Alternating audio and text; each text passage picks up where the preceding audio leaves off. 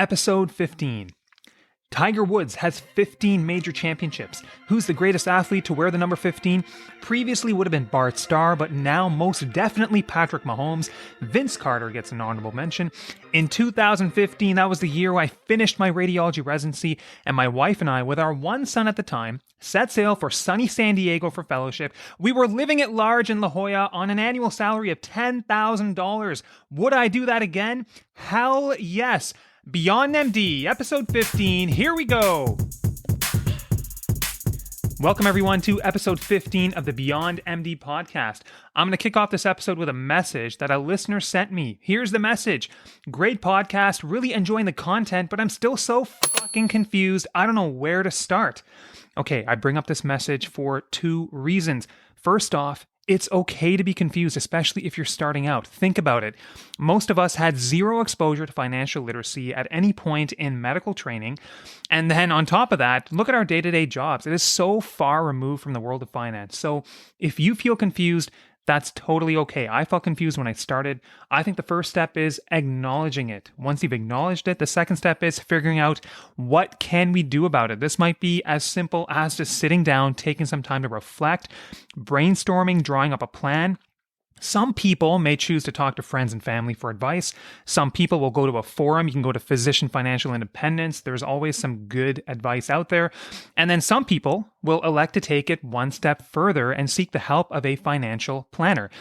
Now, I want to make it very clear when I make that statement, I'm not telling everybody to rush out and get a financial planner. I think, as most of you know, I am currently in do-it-yourself mode, but I can totally see down the road things getting a little bit more complex. I might be embracing different investment strategies, more investment vehicles, and then I can totally see the appeal in getting an educated second opinion to make sure that all the wheels are kind of moving in motion, moving in sync, and that things are being done in a tax-efficient manner. So I'm open-minded to the possibility of a planner down the road. And I just want everybody to know I'm not anti-financial planner. I think you just need to do your own due diligence. Now, the second reason I bring up that message from the listener is that somebody recently messaged me and said, hey, are you swearing too much on the podcast? And I think that's coming from a great place. But listen, I just want you to know that on the podcast, I'm trying to be myself. I'm trying to keep it real. And honestly, when I let out a couple bombs, I feel amazing. And at times, it actually is a bit of a stress coping mechanism for me. So in no way am I an angry individual. It's just me trying to get on with my day. I feel great. So anyways, here we are, episode 15. Can't believe it's already 15 episodes. Holy shit, let's do this.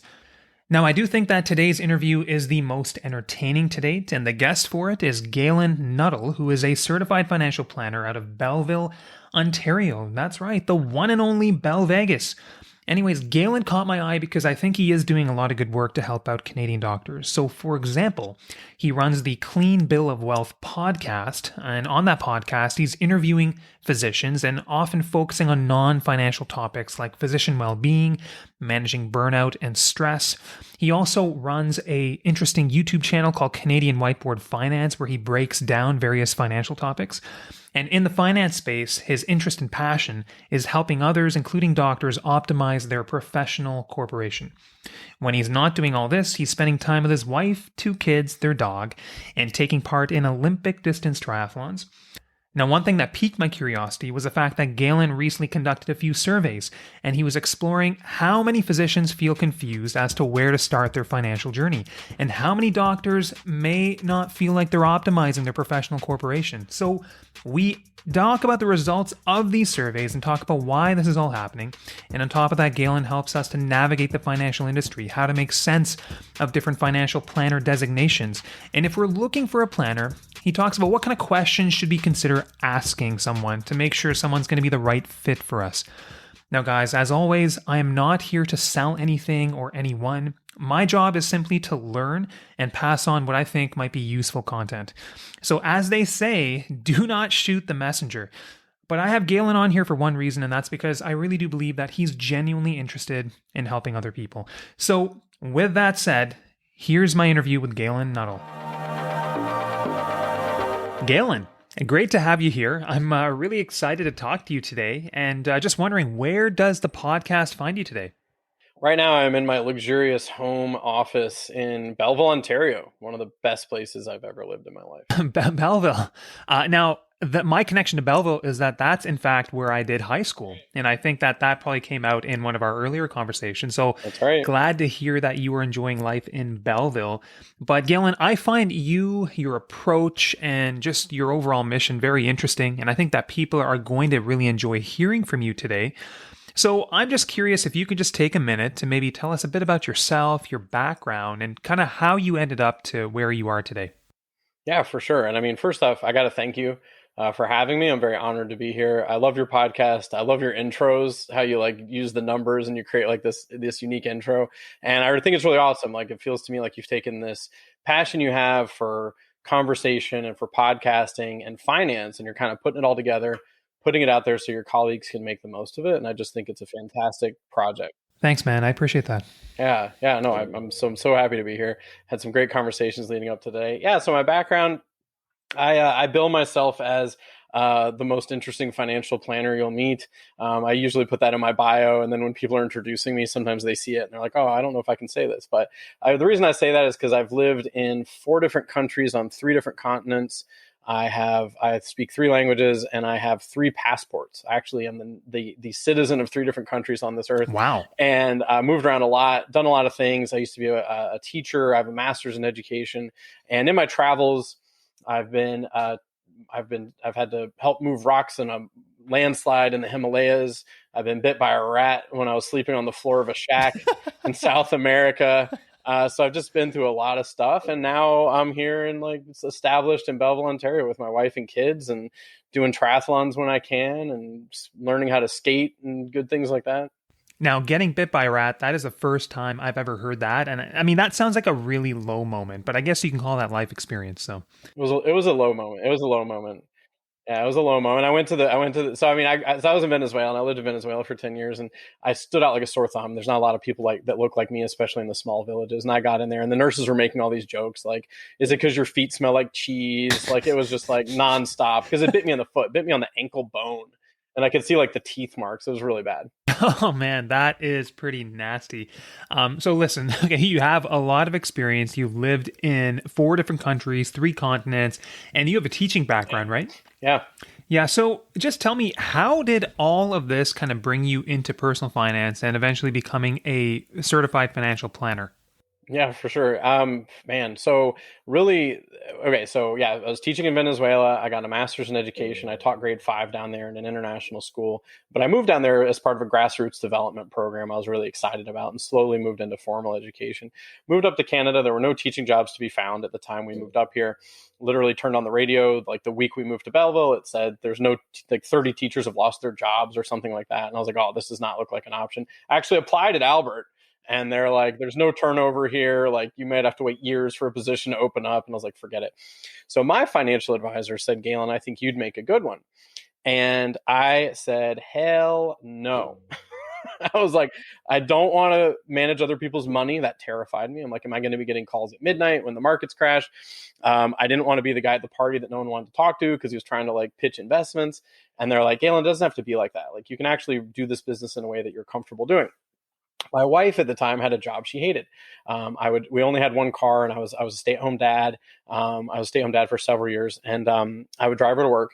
And the closer we got to her work, the quieter she'd get, and her breathing would get shallow. And I wouldn't ask her how she was doing, because if I asked her how she was doing, she'd start crying. Oh, wow. Because she hated her job. And I was like, okay, I got to do something. I felt like a real failure. We'd moved to Canada from Venezuela. It was this big life change, and here we were feeling like maybe it wasn't the best decision we made because she hated her job and all these things. So I said, let's take the plunge. Let's go for the financial advisor route.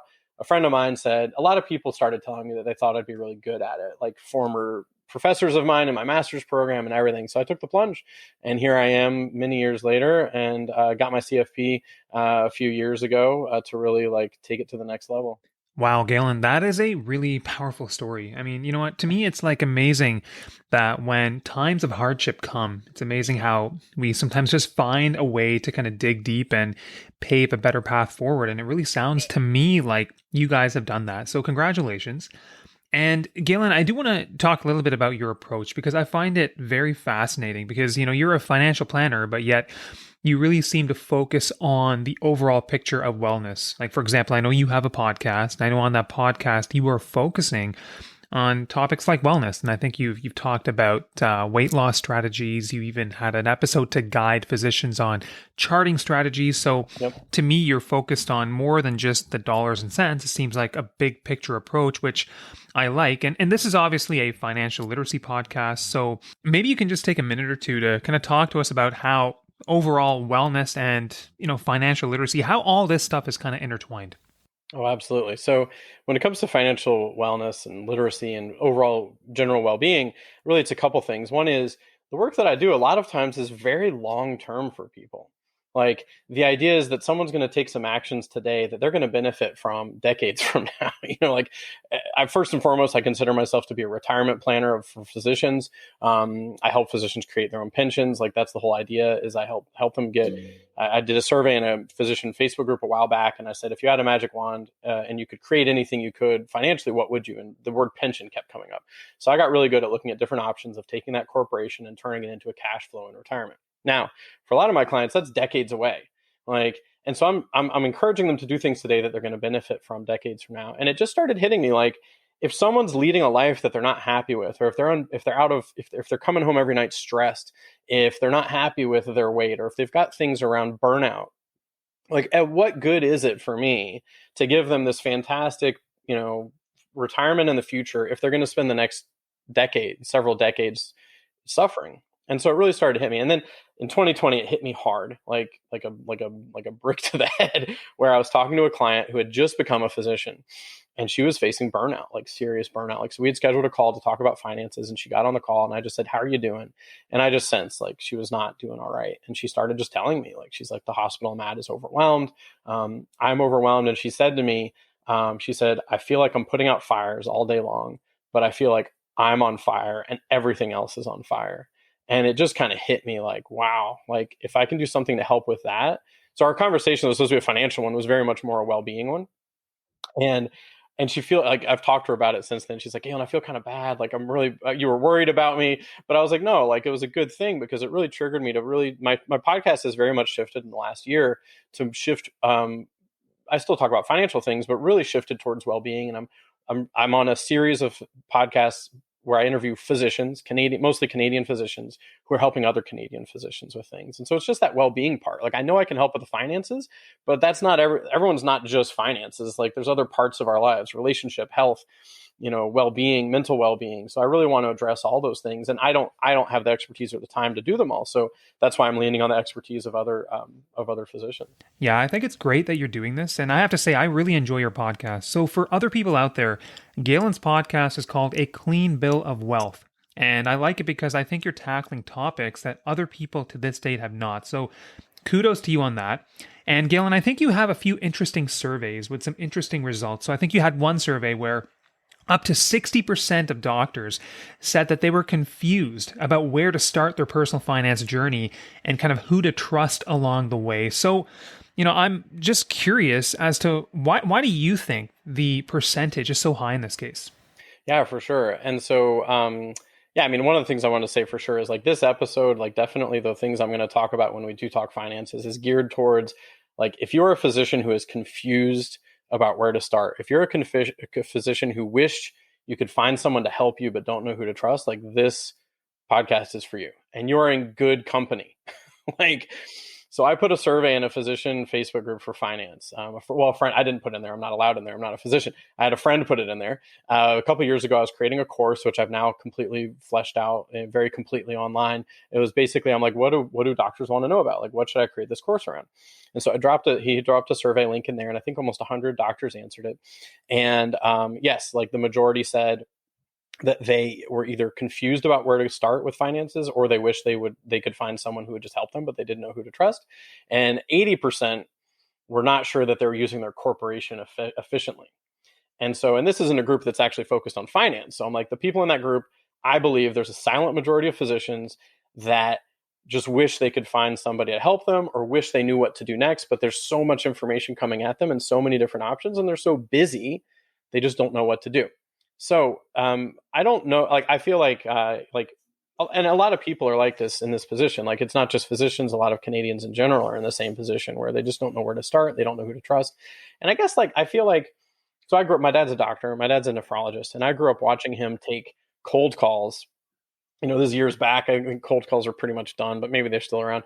I remember just listening to him take cold calls and like, someone trying to pitch him a new investment or trying to pitch him some sort of tax scheme. Like he was, like it's not hard to find a doctor's contact information, or at least like maybe not their phone number, but like back then it was probably easier.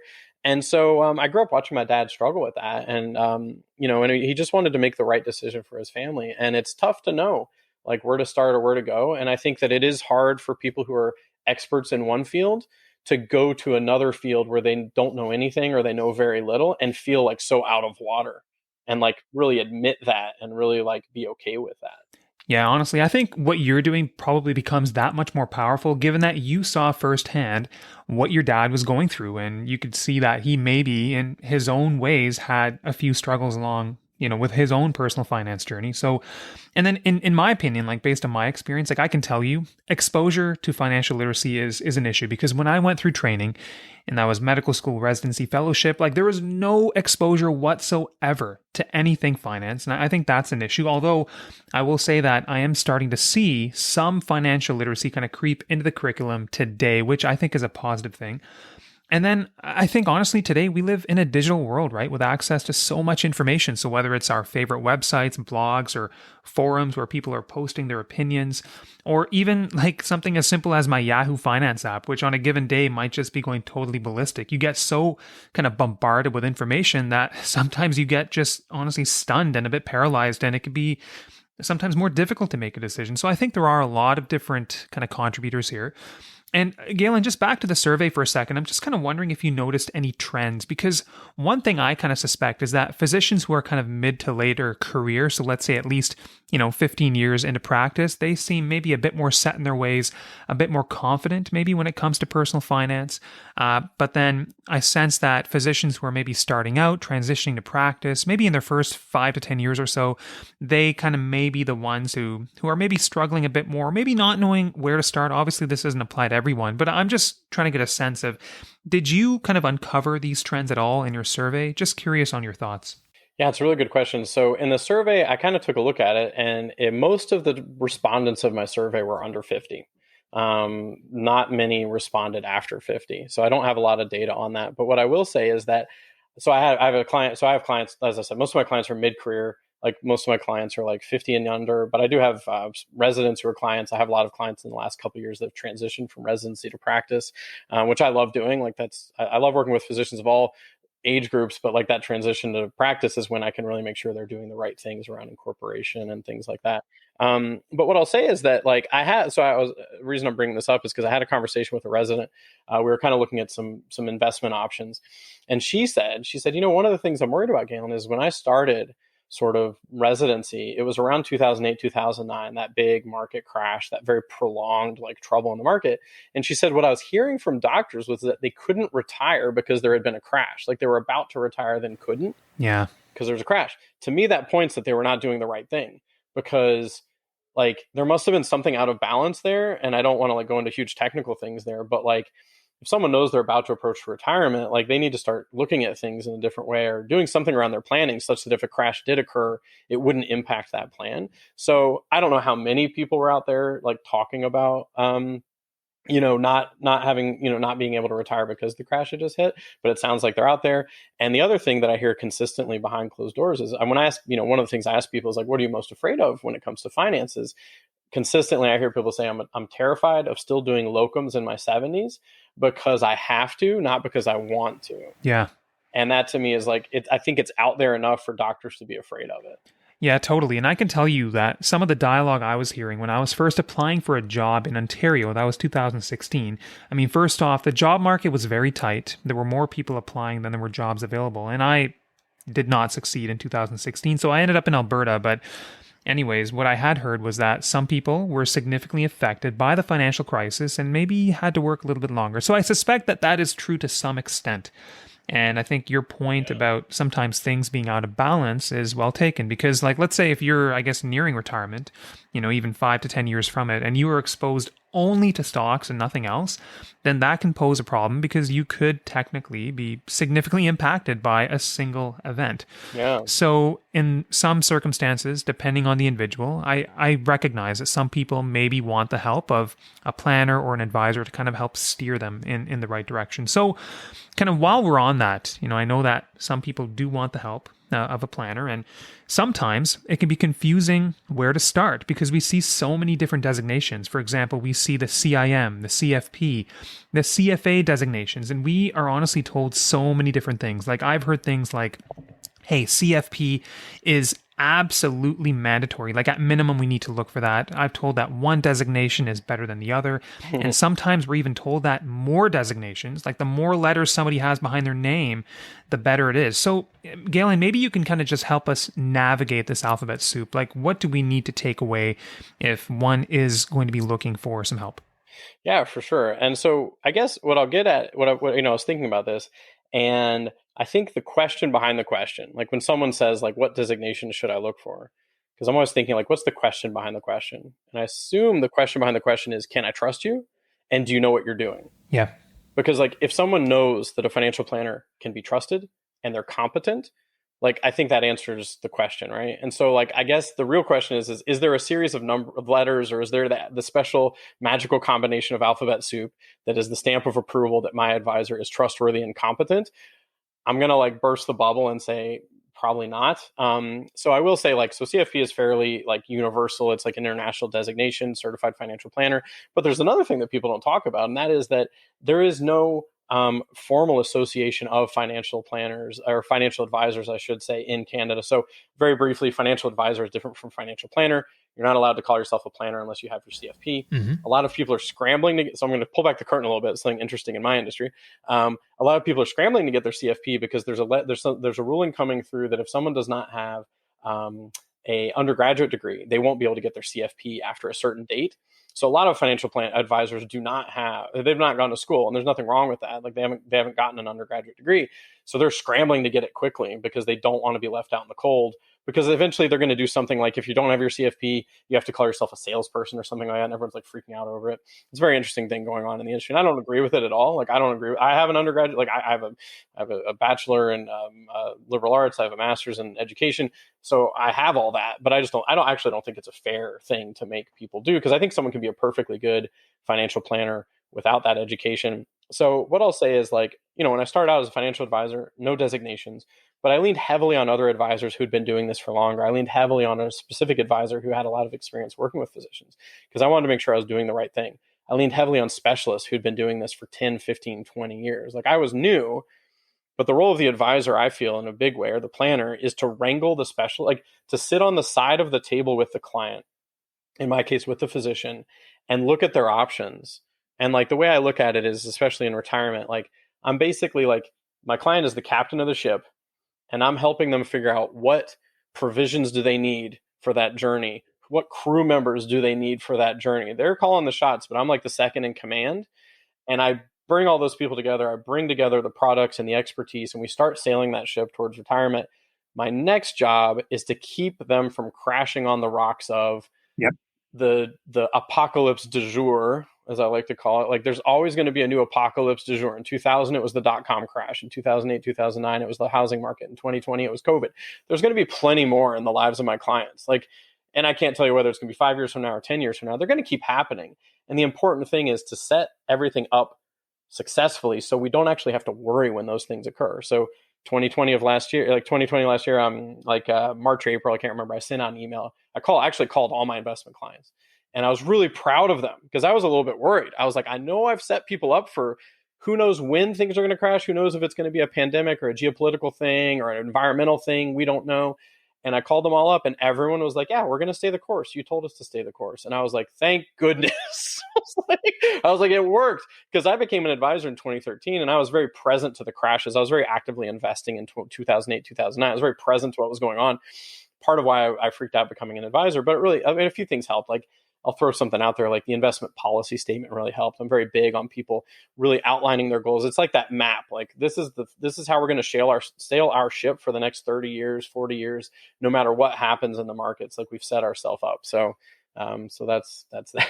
Yeah, you know what? I really like that analogy of the client kind of steering the ship and then the planner and advisor kind of, helping shed light on certain strategies and products. Because I think at the heart of it all, kind of, I know what I'm hoping to do and I know what you are currently doing. Like I've watched your videos on Whiteboard Finance. You're talking about topics like RRSPs, TFSAs, and they are great videos. But I know like the mission here is to basically kind of help equip others with the right knowledge so that they kind of feel comfortable asking the right questions. And I feel like if one has an advisor, that can kind of lead to a more productive and fruitful relationship. So that's what I believe in. And, Galen, you mentioned a couple words. So in terms of finding somebody you can trust and someone who's competent. So let's say one decides that they want to find a financial planner. What kinds of questions should we kind of have at the top of our mind that we should be asking this individual so that we can find the right person for us? Yeah, it's a great question. So I have a YouTube video. So my YouTube channel is Canadian Whiteboard Finance. If you just search my name and Canadian Whiteboard Finance, you'll find it. And I have a video it's about, and I mean, it's really something I struggle with. Like, I don't know if it's because of my background. Like my undergrad, I was liberal arts, so I double majored in philosophy and math.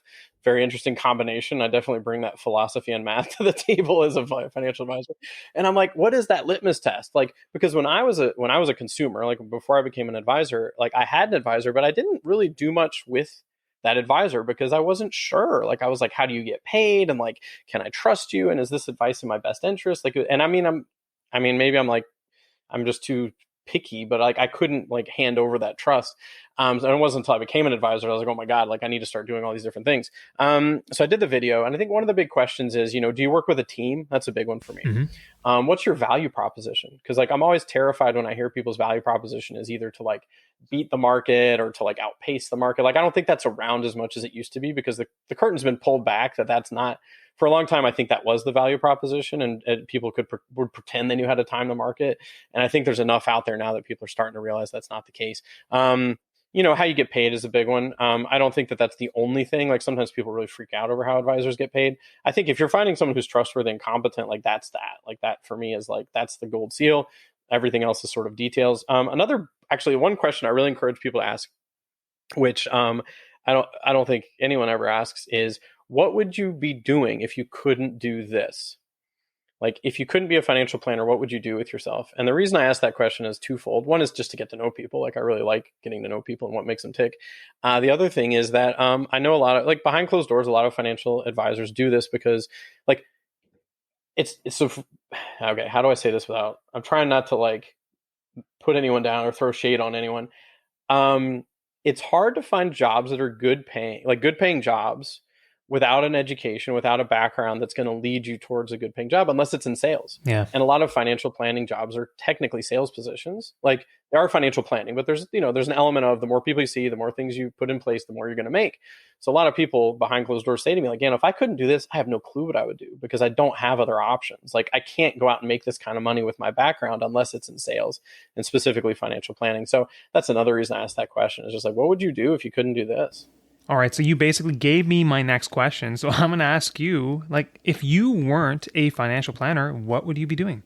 Oh, absolutely. I love that question. So for anyone who knows me, I've always got side projects on the go. My podcast is a passion project of mine. I wrote a productivity journal a year and a half, 2 years ago now. I think it's called the Squirrel Journal. It's basically taking all the productivity tips I use to keep myself focused during the day. Because at the end of the day, I am like a self-employed entrepreneur. Like that really is at the end of the day. Like I don't have a 9-to-5 job. I don't punch a clock. Anyways. So I created this journal because I'm like, man, like how do I structure my days? How do I make sure I get in like my workouts? So I'd probably run with that a bit more than I have. Like I'd take that productivity, I'd take that coaching experience I have, and I'd go out there and I'd just run with it. Like coaching people on how to lead more productive lives. I think that's what I'd probably focus on. Yeah, that's awesome. And you know what, to be honest, like when it comes to coaching, whether it's personal finance or just for physicians in general, or just wellness in general, like I am seeing a lot more coaching out there. And I think that this is an area where people certainly can have an impact. So I think the introduction of coaching, I do believe it's a good thing overall. Now, this next question, I want to make sure I phrase it carefully because I hear people say, oh, doctors are bad with money. And I feel like that's kind of an unfair blanket statement because it certainly does not apply to everyone else or everybody out there, anyways. So I guess my question is like, based on your experience with your dad being a physician and, him having maybe certain challenges, but then also talking to your clients, like, have you uncovered any tendencies or trends whereby, you may also start to think that, okay, maybe physicians, for whatever reason, maybe sometimes we are apt to maybe not make the best financial decisions at times? Like, maybe just talk to us about this a bit. Yeah, it's a really good question. I mean, I would say that. One thing you touched on earlier is that there is not a lot of financial literacy out there during your professional career, right? And I interviewed a med school student, one of my first podcasts, and I mentioned this to her, and she said it was interesting. Her response to this, because I was like, "Do you think they should teach financial literacy in med school?" And she's like, "They could, but like, what would they take out?" Yeah. Like, would you take out something around cardiac arrest? Would you take out something around like, what would you take out and replace with financial literacy? I thought that was a really good point. Like, it really hit me hard. I was like, yeah, fair enough. I mean, I think one of the things that physicians may not be aware of is, I mean, like, so I ask physicians when I meet with them or when I give presentations, I say, why did you come into medicine? And it's usually impact.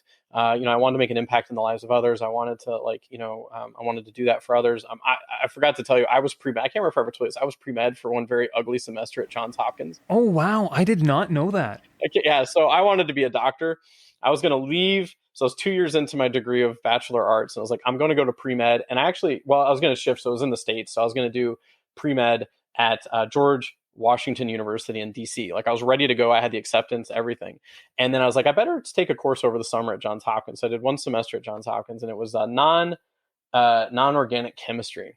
And it kicked my tail. And I was like, I'm not doing this. But then I went and I did an internship at a hospital in New York City called Bellevue Hospital. I did that for a summer also to kind of get my feel. Like, I'd grown up with a doctor. My mom's a nurse practitioner. I grew up with it.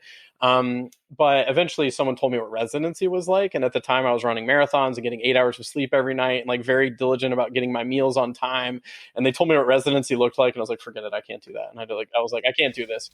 That's funny. I can't do this. So, anyways, I just thought I'd share that because, so what I was going to say was that I asked doctors why they got into this. And I say, and everyone tells me the reasons. And I say, did you get into this because you wanted to run a small business, or because you wanted to understand the corporate structure, or because and I know to date, no one has said, yeah, I was really gung ho about like being a small business owner and like being treated like one in the eyes of the CRA or having a corporation. Like, no one wants, like, that's usually not why people do this.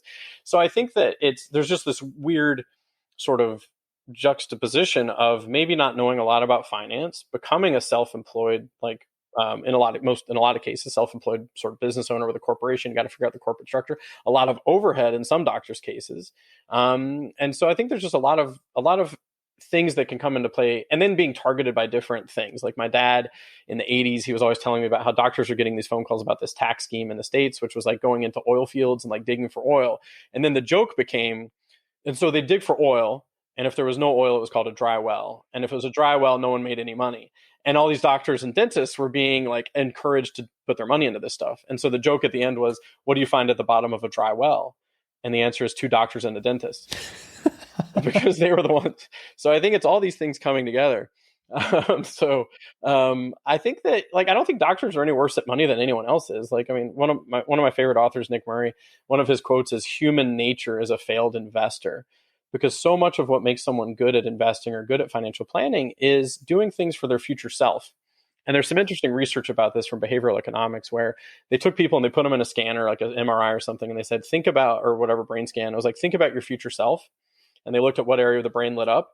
And they said, now think about a stranger, and the same area of the brain lit up. Oh, interesting. So I have a very interesting, it's very interesting because our future selves are strangers. Like, and I always joke about this. I'm like, whenever I see those charts that are like, oh, if you'd only put away $100 when you were 12 years old every month, you'd have like $10 million by the time. I shouldn't be saying these numbers because these are not accurate, but like, you've seen those charts, right? Where like, oh, if you put $50 a week away when you were 12 until 30, you'd be a millionaire by this age. And whenever I look at those, I'm like, man, like, younger me was a jerk. Like, younger me, like, should have been putting away $50 a week.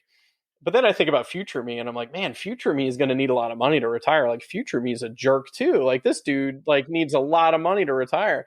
It's only me, present me, that's the good guy. So Oh yeah, totally. I mean, I think back and I'm like, younger me was totally ignorant and tunnel vision, and as a result, future me, future me is screwed. And I'm not gonna lie, like I still have those thoughts some days, although it's getting a bit better. so yeah, so I mean, at the end of the day, I don't know if doctors are any worse than anybody because it's just tough. It's tough to make decisions today that are going to benefit your future self. If it feels like you're missing out now, like oh, I'm going to take this money instead of enjoying it now, I'm going to enjoy it later. Like so, I try to help people reframe that as like writing a check to themselves, really putting it in concrete manners so that it doesn't feel like a loss. It has to feel like a real contribution towards a goal. Yeah, I think that's really good insight. And Galen, I'm just going to go back to one of your other surveys, which you did, and I think it said that up to 80% of physicians who are incorporated feel that they maybe aren't using their corporation as efficiently as they should. Yeah, baby. And I was thinking about that. I was like, wow, that's such a startling statistic. So I guess my question is why? Why do you think it's that high? And then I guess I wanted to ask you because I think you recently had a seminar. It was maybe not tailored to doctors, but geared towards small business owners on kind of optimizing the corporation. So what kind of advice do you give to somebody who falls into this category as to how to get the corporation kind of running more smoothly? Yeah, for sure. And yeah, there was a pretty high number of people that felt like they were either not at all confident they're using their corporation efficiently or only partially confident. I think one of the reasons is because, like, I think so. When I ask people why they've incorporated, if they incorporated before they became my client or before I'm talking to them, usually it's save taxes. But I feel like they don't always see where they're saving it because they're like, well, am I really saving taxes? Like I've met people who are like, should I even incorporate it? And what I'll say is like, yeah, like the vast majority of the times it makes sense to incorporate fairly early on. Like that's usually what makes sense. I think it's just because they don't necessarily see the benefit off the bat. It's like, where am I actually saving this money? What am I actually doing with it? And I think it's because it's just disconnected from the goal. Like if you incorporate and save money inside of your corporation and use these tax saving strategies, how much earlier could you retire? If it's connected to that, then I think people feel like, oh, I get why I incorporated. I get why this is a benefit.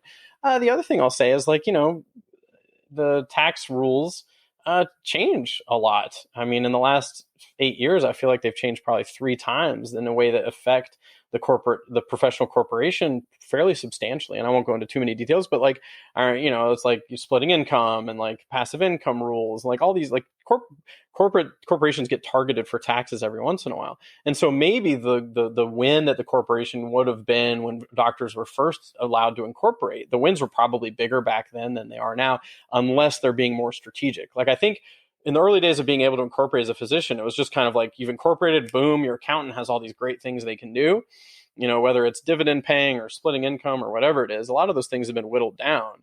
So now it's like, all right, let's get really strategic. And it's usually not as much the accountant anymore that's making the really tax advantage decisions. It's in my court, I feel. Accountants are obviously looking at like, what can we write off and like what's prudent and like, can family members work for the corp, like all those things. But it's my end where I see a lot of big wins around the tax planning. Oh, that is a really interesting point. And I'm glad you mentioned it because and I'm going to preface this by just saying, like, I love accountants. And in fact, I could not function or even survive without my accountant. But I find that when somebody has a finance question or just a tax efficiency question, automatically accountants just become the go-to. And maybe it's probably because they're the easiest point of access. We communicate with our accountants all the time. But I find that sometimes it's unfair to expect your accountant to have answers to all these questions because I feel like they have a specific skill set. And this is not to suggest that accountants are not knowledgeable in tax efficiency. Like, not at all. It's not what I'm saying. But rather, what I'm saying is that a good financial planner is going to have knowledge and skill sets in a somewhat different area. And I think at the end of the day, it's just all about good communication. So if you have an accountant, a planner, make sure everyone's communicating together. Anyways, that's just food for thought for me. And just with regards to the corporation, can you maybe just touch a bit more on how you kind of guide people or teach people to think about the corporation when it comes to optimizing it and doing things in a tax efficient manner? Like, how do you kind of, counsel your clients to think about this? Yeah, for sure. And you mentioned the webinar that I did recently. Yeah, I have one coming up. Actually, I should give you the date of it. I have another webinar. This one's actually geared directly for physicians. That one was a little bit more I did it for a chamber of commerce, so it was more for incorporated business owners. But I also have a YouTube video. It's for top 3 places to save taxes in your corporation, I believe it's called. So basically, I look at you've got basically the drawing I do, and I'm not able to do a drawing here. My brand is whiteboard, whiteboard finance. I'm not, but basically the corporation, you've got the three places where I see getting taxed. It's money coming into the corporation. If any money is left behind inside of the corporation to invest and grow, that's another place where it can get taxed. And when you take money out of the corporation to spend personally, that's the third place it gets taxed. So I'm big on making things simple. So for me, it's 1, 2, 3. Like those are the three places. So I basically look at what are some of the strategies I can use to save taxes at each of those junctures and turn that into income later on. And so that's like the nuts and bolts of it. And there are ways to save taxes at each juncture. I don't have a magical wand to make it all disappear. I don't have it, like, if anyone's like, like if it's too good to be true, it's too good to be true. But there are ways to really make a difference. I mean, I've seen cases where I've gotten in front of a client and they're saving serious money on taxes. And it's that the money instead that would have gone to taxes is being diverted towards either that future pension or their future selves. And so I get why we pay taxes. I'm not going to go into that.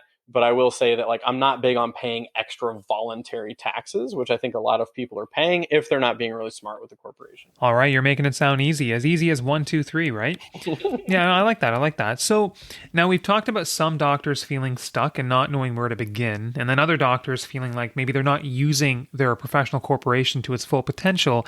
Now, I'm wondering, Galen, are there like a top 1 or 2 mistakes that you routinely see people making? I mean, this can be physicians, really any professionals. I just wanted to ask you. Well, I mean, I think, and I think physicians make a lot of the mistakes that other people make. I mean, I made this mistake when I was going to a financial planner where I really wasn't open with the things I was really worried about financially. I wasn't necessarily open with our financial, like where we were financially, how we felt. I think a lot of physicians feel like everyone else knows more than them or they're farther ahead. Like that's the sense I get when I've spoken to physicians and they say, oh yeah, I feel like these other people, they understand all these, like, I'm going to buy this in ETF and I'm going to sell it and I'm going to short it and long it and all these like fancy things. And I'm going to do this. And I mean, the reality is no, like most physicians that I meet are very busy living their life, doing their career and don't have time for this. So I think that's one of them, is just opening up around what they're really worried about. Years ago, I met with a physician. We met at at an event and they asked me what I did. And I said, I help doctors, use their corporations to retire more effectively. And they said, oh, wow, I really need to talk to you. Like, I really don't think I'm doing that. They had someone who was kind of managing their RSP, but they didn't have a plan. They didn't really know whether they were on track or not. And I said, cool, give me your email. Let's talk. Sent them an email. They got back to me. I think it was like after 6 months of back and forth, I finally was just like, look, I'd love to help you, but I just need to know, should I keep emailing you or like, are you just not interested anymore? And they wrote me back and they're like, no, we're definitely interested. We met like a week later and they admitted to me, they're like, Galen, we didn't want to open up about what we feel like we're really far behind. We feel like everyone else has got this figured out. Like, are we too late? And I think and they admitted to me, like, the reason we put this off is we didn't want to face the reality of our finances. And another friend of mine said this. So she was going to become a client. She said, Galen, do you have to look at my bank account, like how I'm spending my money for me to become a client? I was like, no, I don't really do that. Like, I just kind of need to know like much more general stuff. And she said, good, because I would rather walk around naked than let anyone look at how I spend my money. And I really appreciated that because I was like, wow, that's really true. Like, that's really, like, it is. Like, I appreciate how much people open up to me when we're sitting there and they're telling me about what they're afraid of and what they hope for themselves or what they hope for their children or their parents. A lot of my clients are, maybe they're first generation Canadians and they're really worried about parents that maybe, lost everything in another country and came to this country and they're kind of start from scratch. I mean, so when people really open up to me about, and I mean, actually getting like kind of goosebumps thinking about it, when people open up to me about what they want for their parents, their siblings, their children, themselves, I get that it's a very, like, you're pulling back the curtain on your life and then like worried about not being there. So I think that the mistake, any physician I meet, the mistake they might be making, which is a similar mistake to a lot of people, is just not opening up about it. It's kind of like those people who are like, I don't want to go to the doctor to find out what's wrong with me. Like, it's like, I'm just going to kind of wade this out. And the good news is a lot of them, I sit in front of them and I'm like, once they take that first step, we can really start like correcting any sort of thing. A lot of them are a lot farther ahead than they think they are.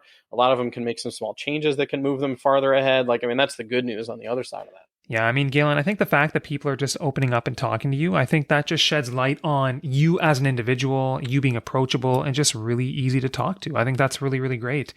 And if I can also kind of just comment on opening up, when it comes to just money, I just I know you're trying to do this. I am as well. I just want to remind people that I really believe it's okay to talk about money. And trust me, like other people, I also have friends in other lines of work, other professions, and everyone else is talking about money. And this is not to say that money is the most important thing or to imply that we should be greedy about money. But if I was going to draw out like some Venn diagrams and, just happiness or wellness is kind of at the center, well, you've got your work, you've got your friends and family, and then you've got kind of financial security as well. Like it's all part of the big picture. So we have to talk about it. It's the only way we're going to learn about it. So that's one thing I did want to add. And my last question is about you. And basically, Galen, I just really want to know what is the greatest value that you can add as a financial planner? Because trust me, we come across so many people, so many planners in the industry, and it can be sometimes really hard to know who's going to be the best fit for us. So I basically just want to know, like, what can you bring to the table that makes you unique? Yeah, it's a good question. And it's taken me a long time to really say this. And it's that I care a ton about my clients. Like that is the number one thing I bring to the table is I do triathlons, or I normally do triathlons. Hopefully I'll just do like my own since there's no scheduled ones right now. When I'm running, biking, swimming, I'm thinking about my clients. Like I'm thinking like, all right, like who else should I be talking to? Like what second opinion should I be getting? Like what strategy have I not looked at yet? I really care about my clients. Like I really want to see them succeed. Like I really take great joy in seeing clients be at ease around their money. I mean, the favorite feedback I get is when someone, like after I start working with someone, I always say, how do you feel about the work we're doing? And when I hear people say I sleep better at night because I know what's going on with my finances, like it just lights me up, because I'm like, if there's anything I can do for a doctor is help them sleep better.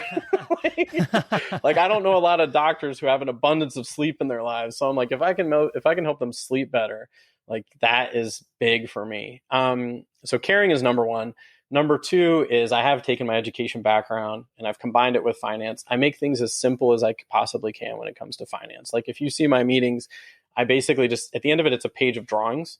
I go into the numbers as needed, but like it's really the concepts that I want people to understand and like really get, because once my clients understand those concepts, it's great. Like the numbers, we can talk about numbers and all that, but making things simple. And like when I get, I do plans, I do financial plans for people, and they're long. They're pretty long. And I summarize them. I'm like, here is the 3-page summary of like, are you going to be okay? What do you need to change? If you're not going to be okay, what do you need to change to be okay? And like, what does it look like to structure things? So I'd say that's two, like caring and then making it simple, making it understandable. So people don't have to worry about like, am I going to look stupid in front of Galen? It's like, I'm going to draw. And a lot of my colleagues are like, you can't draw. Like, what are you doing drawing for people? And I'm like, dude, it works. Like you got to draw for people. Like it's how people process information a lot of times. So, I mean, that's why I've got a whiteboard behind me. Like, so yeah, that's what I'll do. Yeah, listen, I like your drawings. When I've tuned into whiteboard finance, I find them to be really effective. But listen, I think in the conversations that we've had kind of leading up to this episode, I think it's been pretty clear to me. I think a few things kind of stand out. First of all, I think you're really, really easy to talk to and you're very approachable. And I mean, I think those are fairly essential characteristics, because if those are lacking, then one, the client may not feel comfortable opening up. And then two, it's going to be difficult to ask questions to fully grasp your situation. So I really feel that this is at the heart of all of this. And so Galen, kind of going forward, like if someone's interested in connecting with you, getting a hold of you, like what's the best way to do this? Oh yeah, for sure. Thank you so much for being on here. Warms my heart to hear the positive things you're saying about me and from our short conversations. I really appreciate it. So the best way for people to get a hold of me is if you go to www.galenhelpsdocs.com. So that's GALEN helpsdocs.com. There you've got a couple options. One, you can sign up for my free financial literacy challenge for Canadian physicians. I've put together a downloadable workbook and a series of videos where I basically take you step by step through everything that I teach my clients about. If you want help now and you're like, Galen, I don't want to go through all that. I need your help. I need a second opinion.